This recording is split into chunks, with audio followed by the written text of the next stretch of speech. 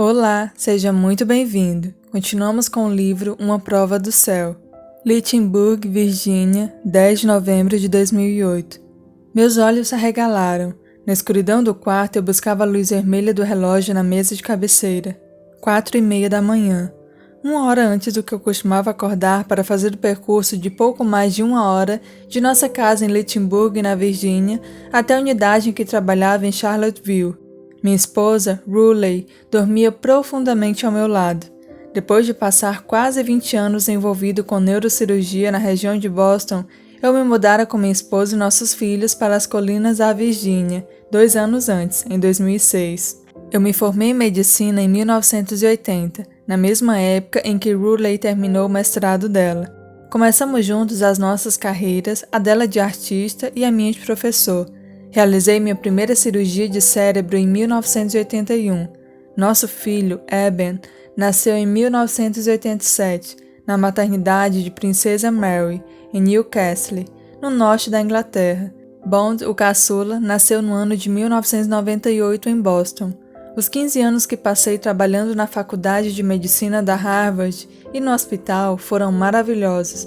Nossa família aproveitou bastante o tempo que vivemos em Boston, mas em 2005, Ruley e eu concordamos que estava na hora de voltarmos para o sul. Queríamos ficar mais próximo de nossas famílias e eu enxerguei isso como uma oportunidade de obter um pouco mais de autonomia do que tinha em Harvard. Então, no ano seguinte, começamos uma vida nova em Lynchburg, na região montanhosa da Virgínia. Não demorou muito para nos readaptarmos àquela vida mais tranquila e relaxada. Por um momento, apenas fiquei imóvel, tentando compreender o que havia me despertado. O dia anterior, um domingo, tinha sido claro e ensolarado, um pouquinho seco, um clima típico do final de outono na Virgínia. Ruley e Bond, na época com 10 anos, e eu tínhamos ido a um churrasco na casa de um vizinho. À noite, falamos ao telefone com nosso filho Eben, então com 20 anos, que era calouro da Universidade de Delaware. A única coisa que atrapalhou aquele dia foram os sintomas da virose que Ruley, Bond e eu pegamos na semana anterior. À noite, pouco antes de ir para a cama, comecei a ter dor nas costas. Tomei um banho rápido e senti um pouco de alívio. Eu ponderava se havia acordado tão cedo por causa do vírus que ainda castigava meu corpo. Quando me mexi de leve na cama, uma onda de dor atingiu minha espinha, muito mais intensamente do que na noite anterior. Com certeza o vírus da gripe ainda estava por ali, imaginei. Quanto mais eu esperava, mais forte a dor se tornava. Como não conseguia pegar no sono de novo e ainda tinha 1 hora antes do meu dia começar, resolvi tomar outro banho morno. Sentei na cama, firmei os pés no chão e levantei. Imediatamente a dor ricocheteou com novos golpes, agora com o pulsar apavorante que penetrava até a base da coluna. Deixei Ruley dormindo e caminhei devagar pelo corredor até o banheiro principal, no andar de cima.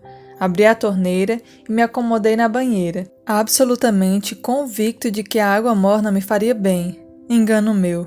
Quando a banheira já estava quase cheia, descobri que havia cometido um erro. A dor não apenas piorou, mas ficou tão forte que achei que fosse precisar gritar para Ruley me ajudar a sair dali. Pensando em como aquela situação tinha ficado ridícula, me estiquei e peguei a toalha que estava pendurada em uma barra de metal presa à parede logo acima de mim. Posicionei a toalha de um jeito que fizesse uma alavanca com uma barra e, com cuidado, usei-a como apoio para me erguer lentamente. Outra pontada lancinante atingiu minhas costas com tanta intensidade que perdi o ar. Definitivamente, aquilo não era gripe. Mas o que poderia ser? Depois de lutar para sair da banheira escorregadia e colocar o roupão, refiz com cuidado o trajeto de volta para o meu quarto no andar de baixo. Meu corpo estava molhado de novo, só que agora de suor frio. Ruley se mexeu na cama e se virou para meu lado. — O que está acontecendo? Que horas são? — Não sei, respondi. Minhas costas. Estou com uma dor terrível. Ruley começou a massagear minhas costas. Para minha surpresa, isso fez com que eu me sentisse melhor. Médicos, em sua maioria, não acham a menor graça em ficar doente, e eu não era uma exceção. Por um momento acreditei que a dor, e o que quer que a tivesse causando, enfim começaria a ceder. Mas às 6:30, a hora em que em geral eu saio de casa, Eu ainda estava sofrendo e praticamente paralisado. Bond veio até o nosso quarto 1 hora depois para saber por que eu ainda estava em casa. O que houve? Perguntou ele. Seu pai não está se sentindo bem, querido, respondeu Ruley. Permaneci na cama com a cabeça apoiada no travesseiro. Bond se aproximou e começou a fazer massagem nas minhas têmporas delicadamente. No entanto, seu toque produziu uma dor ainda pior, como se um raio estivesse atravessando minha cabeça. Soltei um grito. Surpreso com minha reação, meu filho deu um salto para trás. Está tudo bem, disse Ruley, embora soubesse que era mentira. Você não fez nada. Seu pai está com dor de cabeça muito forte. Depois eu a ouvi dizer, mais para si mesma do que para mim. Será que devo chamar uma ambulância? Se há algo que os médicos detestam mais do que ficar doente, entrar numa emergência de hospital como paciente. Eu imaginei minha casa cheia de paramédicos, a sequência de perguntas de rotina, o percurso até o hospital, os formulários. Por um momento, pensei que começaria a melhorar em breve e que me arrependeria de chamar uma ambulância. Está tudo bem, posso estar mal agora, mas logo vou melhorar. Eu disse para Ruley. Você deveria ajudar Bond a se arrumar para o colégio. Ben, eu acho que... Eu vou ficar bem, insisti, com a cabeça afundada no travesseiro, ainda paralisado pela dor. Falando sério, não precisa chamar a ambulância, não estou tão mal assim. É só um espasmo na lombar e uma dor de cabeça. Com relutância, Ruley levou Bond para o andar de baixo, serviu-lhe o café da manhã e o acompanhou até a casa de um amigo que o levaria de carona para o colégio. Quando ele se aproximou da porta da frente, me dei conta de que, se fosse alguma coisa séria e eu acabasse no hospital, não o veria depois da escola naquela tarde. Então, reuni todas as forças e gritei, Boa aula, filho! Quando Ruley retornou ao quarto para me ver, eu estava inconsciente. Pensando que eu tinha adormecido, ela me deixou descansar e desceu a fim de telefonar para alguns colegas meus em busca de opiniões sobre o que poderia estar acontecendo. 2 horas mais tarde, imaginando que já tinha me deixado descansar o bastante, ela voltou para ver como eu estava. Ao empurrar a porta do quarto, Ruley me viu prostrado na cama na mesma posição. Resolveu checar mais perto e reparou que meu corpo não estava relaxado como deveria, mas estava rígido como uma tábua. Ela acendeu a luz e viu que eu havia me mexido violentamente. A mandíbula estava projetada para frente de maneira anormal e meus olhos estavam abertos, com as órbitas viradas para cima. Ben, diga alguma coisa! Gritou Ruley. Como não respondi, ela correu para chamar a ambulância, que demorou menos de 10 minutos para chegar. Os paramédicos me levaram imediatamente para a emergência do Hospital Geral de Lichtenburg. Se eu estivesse consciente, poderia ter dito a Ruley o que havia acontecido ali na cama. Uma crise convulsiva, sem dúvida provocada por algum tipo de comoção cerebral extremamente grave. Mas é claro, não fui capaz de dizer nada disso. Pelos 7 dias seguintes, eu estaria presente na vida de Ruley e do restante da família apenas em corpo. Não tenho nenhuma lembrança desse mundo durante aquela semana, e tive que colher informações com outras pessoas para compor a história do que me aconteceu enquanto estive inconsciente. Minha mente, meu espírito, ou como quer que se chame a parte humana de mim, havia desaparecido. O setor de emergência do Hospital Geral de Lichtenburg é o segundo mais cheio do estado da Virgínia e costuma estar em pleno vapor por volta das 9h30 da manhã em um dia de semana. Naquela segunda-feira não foi diferente. Embora passasse a maior parte dos dias úteis em Charlottesville, eu realizava muitas cirurgias no hospital de Lichtenburg e conhecia praticamente todo mundo por lá. Laura Potter, uma plantonista de emergência com quem trabalhei por quase 2 anos, recebeu um aviso da ambulância de que um homem branco de 55 anos, em estado convulsivo, estava prestes a chegar ao hospital. Depois de tomar as providências para receber o paciente, ela foi verificar a lista das possíveis causas desse quadro. Síndrome de abstinência alcoólica, overdose de drogas, hiponatremia, acidente vascular cerebral, metástase ou tumor no cérebro, hemorragia, abscesso cerebral e meningite. Quando os enfermeiros me transportaram de maca para a sala de atendimento da emergência, eu apresentava convulsões violentas com braços e pernas descontrolados e gemia incessantemente. Pela maneira como eu delirava e me debatia, ficou claro para a Dra. Potter que meu cérebro havia sofrido com um ataque bem grave. Uma enfermeira trouxe um carrinho com equipamento de reanimação, outra colheu meu sangue e uma terceira repôs o frasco de solução intravenosa que os paramédicos haviam me aplicado lá em casa antes de me transportarem para a ambulância. Quando começaram a trabalhar em mim, eu me contorcia como um enorme peixe fora d'água. Eu emitia grunhidos incompreensíveis e grunhia como um animal. Os movimentos descontrolados do meu corpo eram tão preocupantes quanto a convulsão. E isso poderia significar não apenas que o meu cérebro estava sofrendo um ataque, como também que uma lesão cerebral possivelmente irreversível estava a caminho. A visão de qualquer paciente nesse estado assusta a maioria dos profissionais, mas Laura já havia visto quadros semelhantes em seus muitos anos na emergência. O que ela nunca tinha visto, no entanto, era um de seus colegas médicos chegar ao hospital nessas condições. Quando observou de perto o paciente se contorcendo naquela marca, ela sussurrou quase para si mesmo: "É Ben." Depois, em alto e bom som, alertando os outros médicos e enfermeiras do setor, ela exclamou apreensiva: "Este é Heber Alexander!" Os profissionais que a ouviram se aproximaram rapidamente da maca.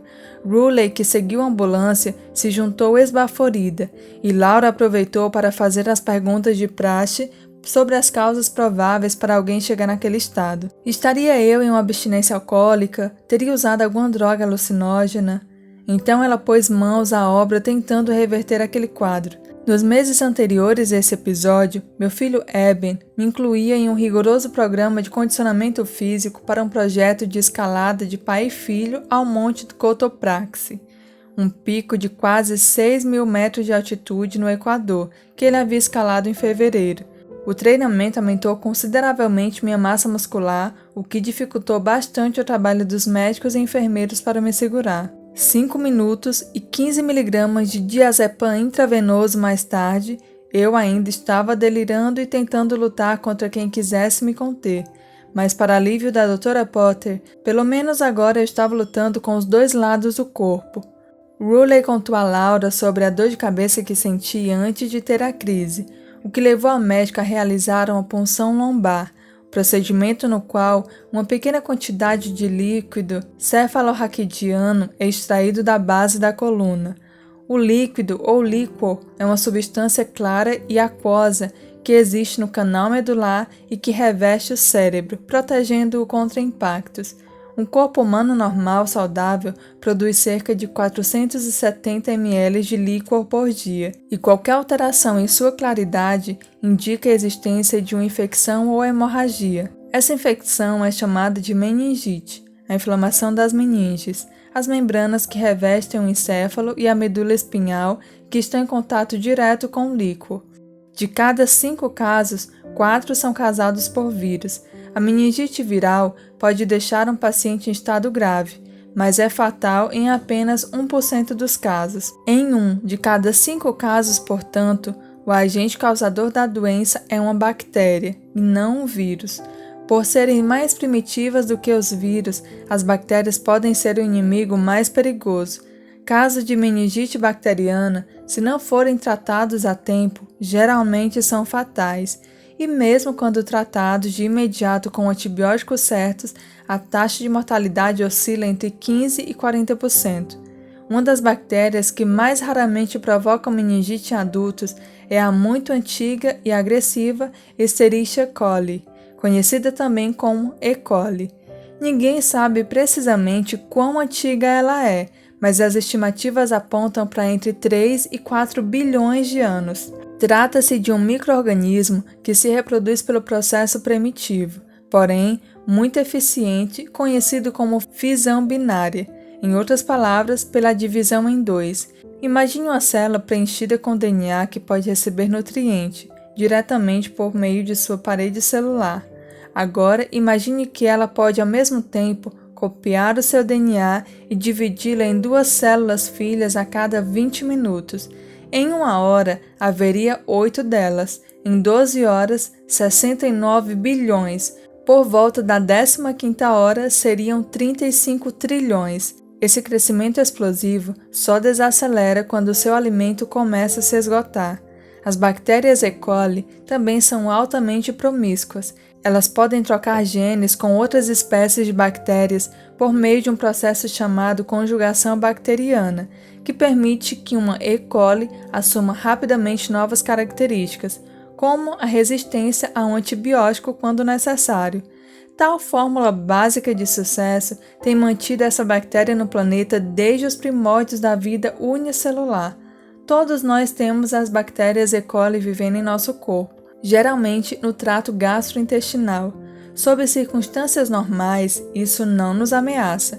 Porém, quando variedades de E. coli que adquiriram moléculas de DNA que as tornam particularmente agressivas invadem o líquor em torno da medula espinhal e do cérebro, essas bactérias começam de imediato a devorar a glicose no líquor e em tudo mais o que estiver disponível para consumo, inclusive o próprio cérebro. Ninguém naquela sala de emergência pensou que eu estivesse contraído meningite E. coli.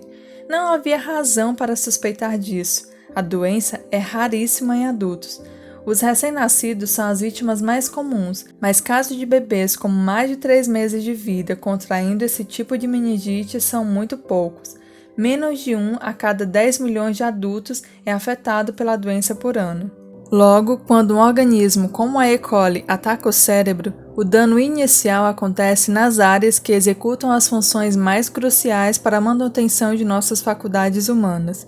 Muitas vítimas de meningite bacteriana morrem nos primeiros dias da infecção.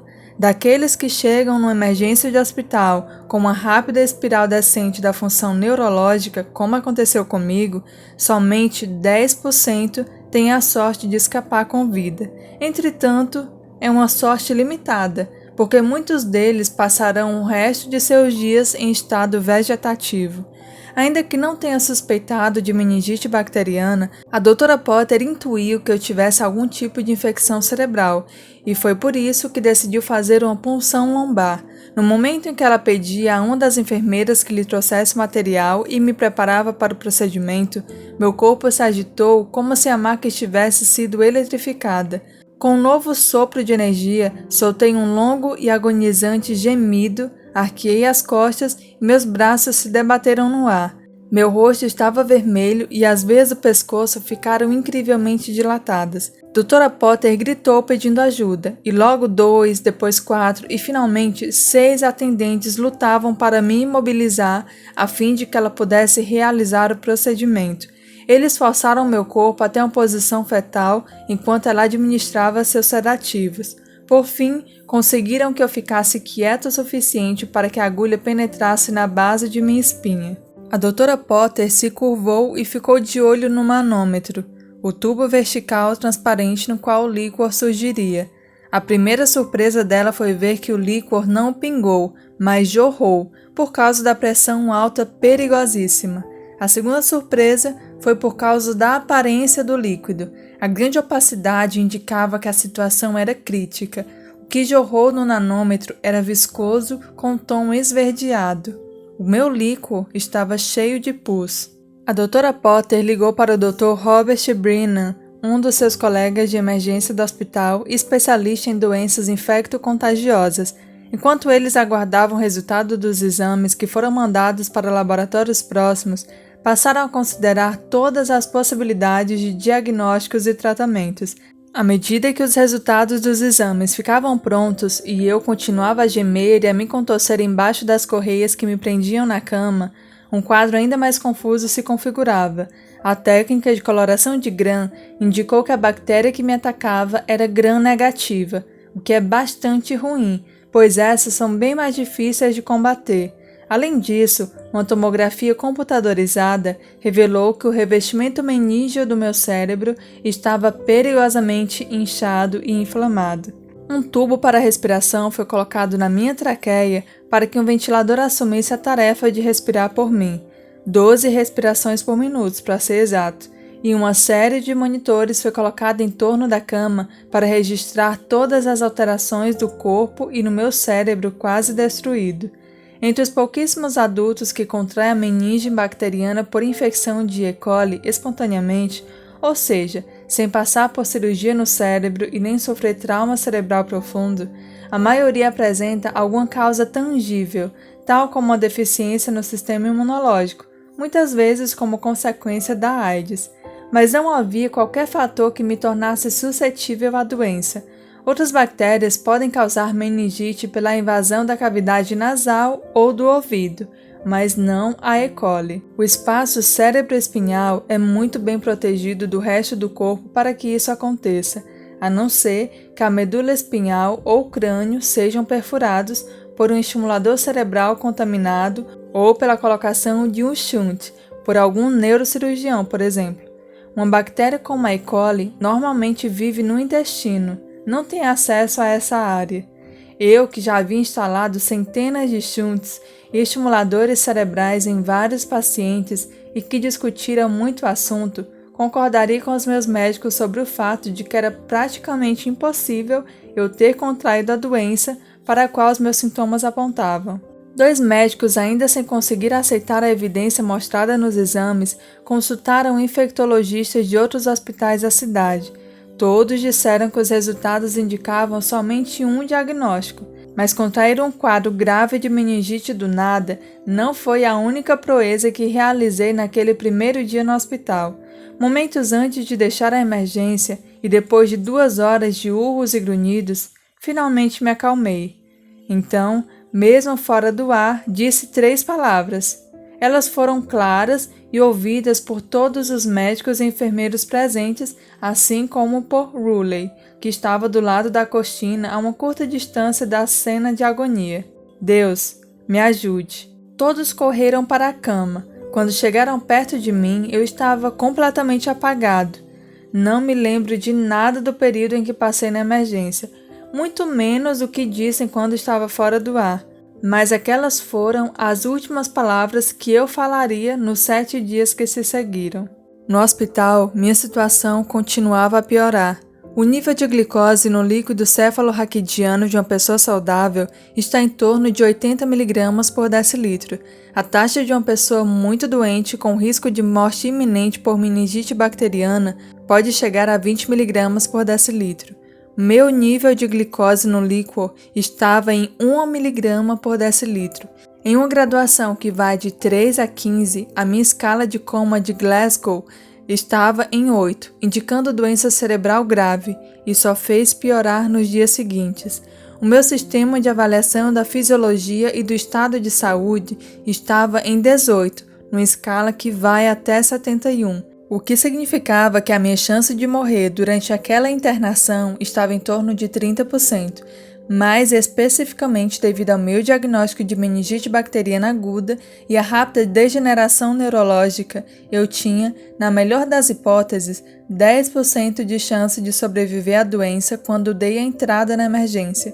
Se os antibióticos não fizessem efeito, o risco de morte aumentaria gradativamente nos dias subsequentes, até chegar a inegociáveis 100%. Os médicos administraram 3 poderosos antibióticos intravenosos antes de me despacharem para o meu novo lar. Um espaçoso quarto particular, o número 10, da unidade de terapia intensiva, que é um andar acima da emergência. Frequentei UTIs muitas vezes como cirurgião.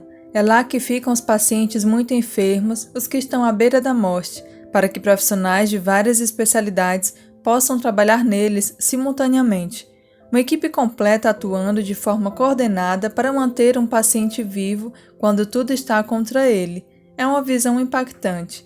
Eu já sentira enorme orgulho e passara por grandes frustrações nesses leitos, dependendo de se o paciente conseguia sobreviver ou se sua vida escorregava entre os nossos dedos. Dr. Brennan e o restante da equipe tentavam acalmar minha esposa tanto quanto possível naquela circunstância, mas entre os médicos o otimismo era bem limitado. A verdade era que eu tinha uma chance considerável de morrer em breve, e se não morresse, a bactéria que atacava meu cérebro já havia devorado uma parte suficientemente grande do meu córtex para comprometer qualquer atividade cerebral mais elaborada. Quanto mais tempo eu ficasse em coma, maior a probabilidade de passar o resto de meus dias em estado vegetativo. Felizmente, Não apenas a equipe do Hospital Geral de Lynchburg, mas também outras pessoas estavam se reunindo para ajudar. Michael Sullivan, nosso vizinho e pastor da igreja episcopal que frequentávamos, chegou ao hospital 1 hora depois de Ruley. No instante em que minha esposa saiu de casa para acompanhar a ambulância que eu estava, recebeu a ligação de Silva White, uma velha amiga que possuía o incrível dom de aparecer exatamente quando as coisas importantes aconteciam.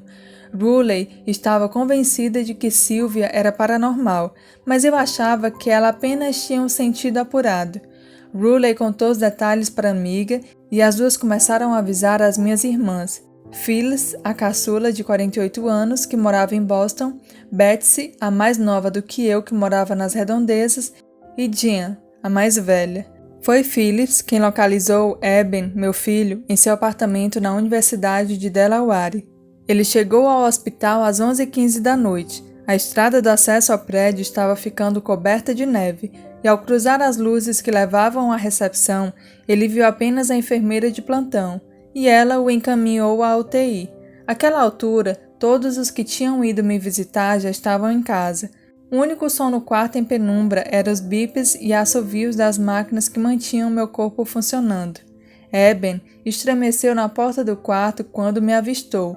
Em seus 20 anos de vida, ele nunca tinha me visto com nada mais grave do que uma gripe. Agora, mesmo com todos aqueles equipamentos trabalhando para provar o contrário, meu filho estava olhando para o que sabia ser, em essência, um cadáver. Meu corpo físico estava ali diante dele, mas o pai que ele conhecia havia ido embora. Ou melhor dizendo, estava em outro lugar. No próximo capítulo, o autor começa narrando sua experiência no mundo espiritual. Por isso, lembre-se de ativar o sininho de notificações para que o YouTube te avise assim que publicarmos a continuação. Amanhã mesmo já postaremos a continuação desse livro. Lembrando que sempre recomendamos a leitura completa e também sempre deixamos recomendações de leitura na descrição dos vídeos. Muito obrigada, Deus abençoe a todos.